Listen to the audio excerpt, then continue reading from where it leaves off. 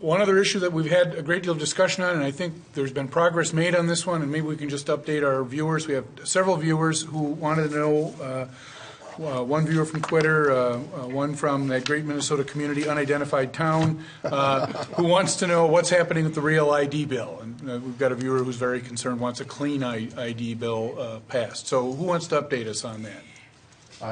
Representative Backer? I think we all have opinion on that. Right. You know, on the House side, we passed the Real ID. It's a two-tier approach.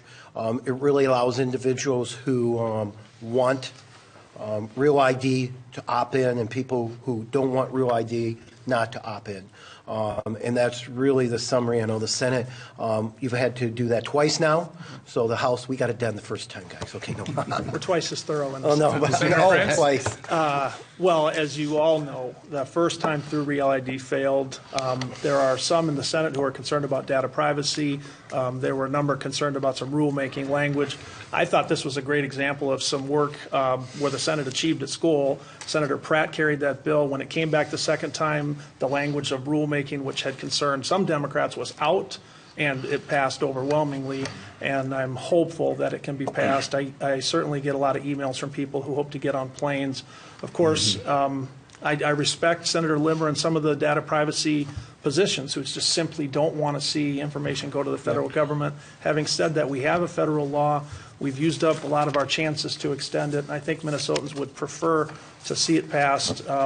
As a sign of my optimism, I must admit, Barry, I went out and got an enhanced driver's license last month, which I got and is very nice to have. So I would say I'm hoping that we can get it worked out, and as far as the two chambers, the Senate version is perfectly acceptable to the Senate the way it is, and I guess we'll have to see. Representative Hausman? And I think the citizens are getting impatient with us, that some have already been inconvenienced.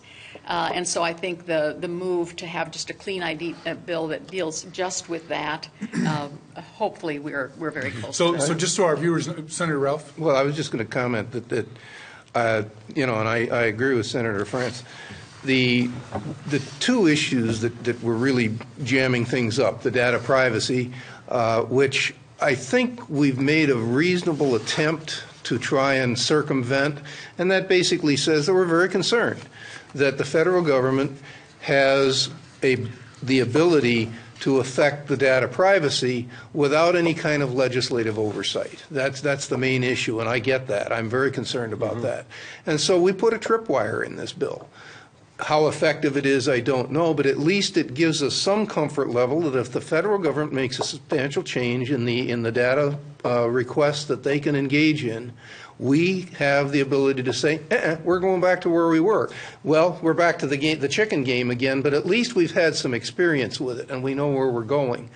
The other thing, and I will make this, I think everybody here agrees that, again, I refer to the chicken game. I don't think it's fair to play chicken with the federal government with our constituents as the driver of the car. Absolutely. I mean, people want to get on an airplane, and they don't want to be worried about sitting there January of 2018 and wondering whether they're going to be able to get home. So I'm very much in favor of getting this bill done, getting it out. The Senate version is a very good version. It's very clean. There's no complications from any of the other issues that are kind of swirling around the periphery. And I'm really pleased with what we did in the Senate and it was a bipartisan effort. And I want to commend everybody in the Senate for doing that. So just so our viewers understand where we're at on this, we've had two competing bills, House and Senate, so it's a topic of a conference committee. It is. Have the conferees for that committee been appointed yet? It has, and they met once already. I was talking to Representative Smith on the House side. They already met. They'll be meeting again, and so forth. So there's 3 and 3. My impression from a program about 3 weeks ago is that the legislators, at least at that time, seemed to be pretty confident that the differences weren't large enough to sink it, and there likely would be something that would come out of this session. Am I hearing that correctly? Right. The only issue, and the big one between them, was this issue, are we going to write into law for undocumented workers that they would not be able to have a license? You know, when we first talked about this years ago, this wasn't controversial. Everyone, Republicans and Democrats, thought this is a public safety issue. We want all drivers on the road to be trained and insured. And that was kind of as simple, but there's been a layer of another emotional layer over that. And so the only issue was that going to be in the bill or not? And my sense is, and Senator Pratt, I have to say, worked very hard with an organization called Isaiah on the justice issue. I mean, he really, I think, did seriously want to work with the And community. I've met with the same group and have worked closely with them as well. And I think that at this point, the way that the solution was to simply take out the special rulemaking, and let's get that out of, let's kind of get rid of that distraction. And I think that's a good solution. And I think one of the key things I would like to see is, and I'm hearing this from several constituents, the idea of opting in or opting out, giving people, because that comes with the data privacy. We have individuals who are concerned about that data, and that's why on the House side, we give people that ability to opt out, actually not opt in. So I hope we see that in the compromise. Well, the Senate bill has the same thing. There's actually 3 levels of license. You can get the enhanced ID that everybody's talking about, which is basically a passport card and a driver's license combined. So it gets you across the border, it gets you into some of the Caribbean, it gets you into I'm not exactly sure the federal government has said whether that's actually going to get you into a federal building, but at least it does some of the things, and it will get you on an airplane. We then have the Real ID compliant license, and that basically does what the federal government wants. And frankly, the enhanced driver's license costs more. It also has a little RFID chip in it, which the Real ID does not require.